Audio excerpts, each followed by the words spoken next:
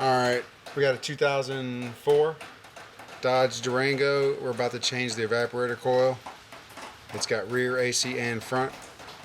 We already removed the rear AC, but figured we'd go through the steps on the front. I've done it before on an older Dodge. This is the newer one with the crazy big dashboard, as you can see. Anyway, we started by removing the seats. I didn't go through the steps, it's pretty basic.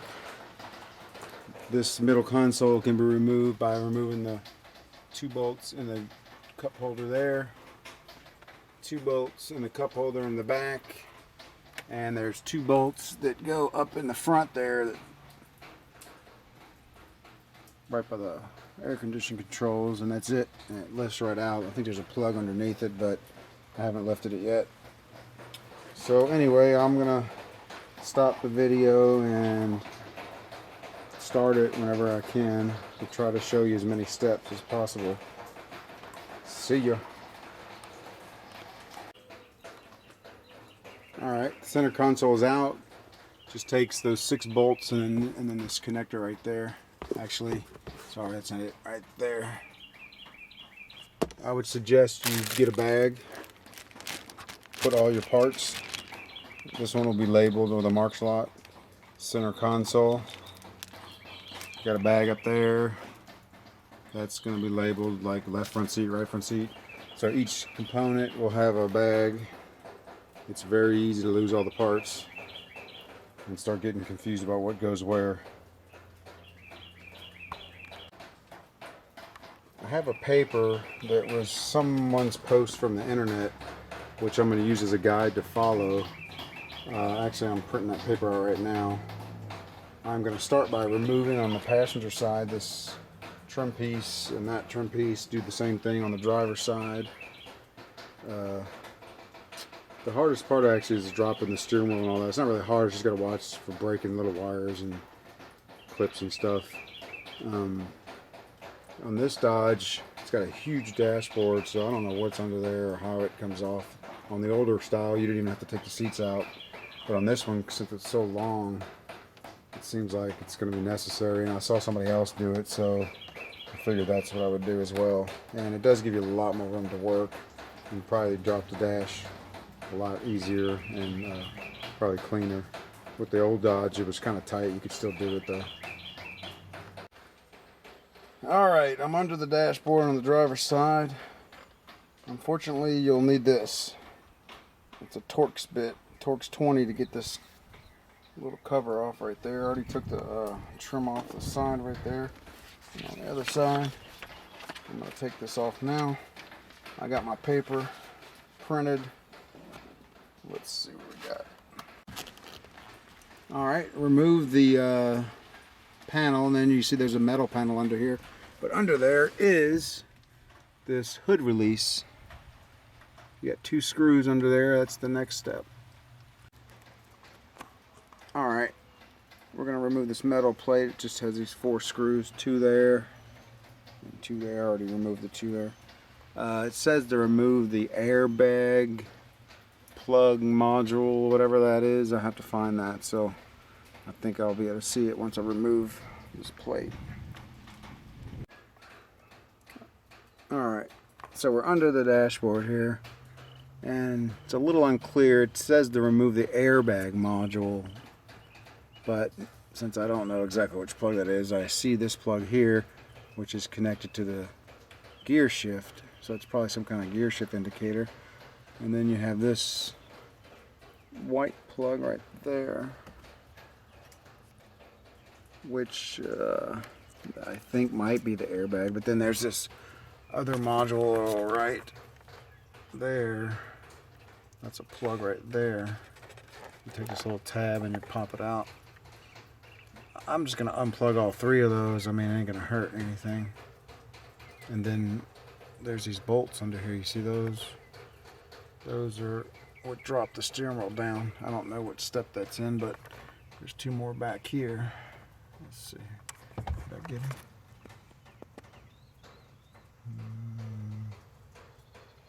It's hard to see. Let's see. Whoops, sorry. I'm way off here. Alright, there's 2 there, 2 there, as you can see, and there's two there.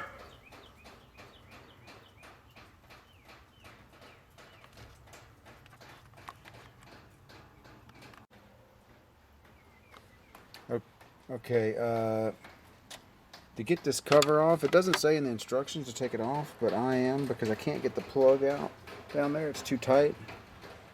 You need a Torx screwdriver. I'm not sure what size Torx that is, but you need it to fit. It's got to go up in there. There's 3 screws, 1, 2, 3. There might be another one. I think that's it. This one's tricky. It's under here. It took me a second to find it. Anyway, you'll need to take those out, and then this cover should come off. This handle is supposed to come off. Haven't really figured out how to do that yet. Otherwise, I won't be able to get this cover off here, so take a look at that next. Obviously, I may end up taking a plug or two off that I forget to film, but like this one went right here and there. And just so you know, there's a little safety thing that's forward. And if you just pop it backwards like that, then you squeeze down and it comes out. So, and I'm not sure which parts. I mean, maybe these plugs, some of them don't need to be taken out and you can still drop the steering wheel, but in any case, I'm gonna take them out. This plug's right here's the one I was having trouble with from the back side. I'm gonna go underneath. It's really hard to get to. I'm gonna unplug that one as well. Well, I figured out the tilt there. It's pretty simple actually. It just slides on there. Looks a little goofy. You would never think you'd pull it this way, but actually just pop it, just pops off of there like that. So, as you can see, it just slides on there. Boom. That should give me access to remove this now. Still kind of tight. I don't know. Maybe it doesn't come off.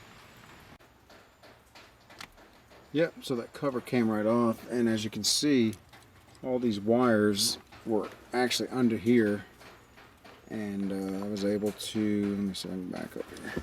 I was able to unplug them all. Just a series of 1, 2, 3, 4, 5, and then this big plug. The big one has a little safety thing on the bottom there. A little safety thing on the bottom there. You just pop it out, the red thing. Pull it outward, and then it just pulls right off. So, and then I'm just going to push those down out of the way. And let's read some paper here and see what's next. If you unplugged everything correctly, the steering wheel actually drops down pretty easy. You can see where the 4 bolts were there, and then there's 2 more back here, 1, 2, right there. Actually, it was pretty easy. Once I took those 4 bolts off, the whole steering wheel comes down, and which is nice is on my truck, there was actually some other stuff that was kind of a pain to get out of the way, but on this one, all it was these cords right here and those bolts, and that was pretty much it. And the whole steering wheel dropped down, and I'll show you over here, just set it down so it's out of the way. Now let's see what the next step. I'm assuming I probably have to take some of this center stuff out a little bit. I'm not sure. And down in there, there's like a bolt right here that kind of holds this part of the dashboard from swinging down. I'm pretty sure there'll be some bolts up here somewhere. I'll probably have to take this casing up or something to get to them, but we'll see when we get there. So next I'll take this screw out of the center here. I'll pull this body off of there, and then I'll take this plug out. The paper says to, you probably can't read that, but it says unplug the body wire harness located next to the bulkhead wire connector. So that would be that white one next to it. That would be the small one right there, not the big one. So that's fine. But then it also says unplug the 3-wire harness connectors located closest to the dash panel from the junction block. So I'll have to find that. 3-wire harness counter located next to the junction box. Don't know, it must be. Oh, it could be. They might be talking about this here. Right there. You see this block right here? It's on the fuse panel. I think they're talking about this because when you lower the dashboard, yeah, you probably have to snap this up right here. Bet you this snaps up, which locks it on there. Anyway, we'll try to get those 3 off of there. So now we need to remove this parking brake lever is underneath here, which I'm going to show you if I can see it here. Right there. See the lever? I'm going to pull it. This little red clip is just going to snap off. It's going to pop down. I'm going to push it down. I'm not going to do it here because I can't get to it. I might be able to, but let's see. Yeah, there we go. And then the rod just pulls out. You see that? So you just release it. So now it's released. I think that should be it. They say remove the stop lamp.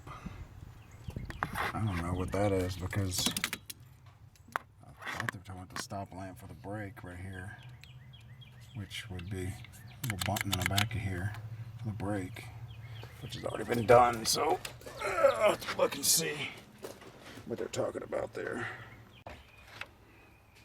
This panel right here just snaps off. I'm gonna lay it down. I'm gonna take these plugs out of it right here to get, so I can remove it. It's a little unclear. It may not be necessary to remove that, but it's probably gonna get scratched up anyway when I set it down. But it's talking about removing some center support near the center console, and I'm not sure exactly what they're talking about. And also removing some vacuum lines on the left side here, back up in there, but I don't see those either. So maybe I know they have them on Dodges, so I just gotta figure out where it's at.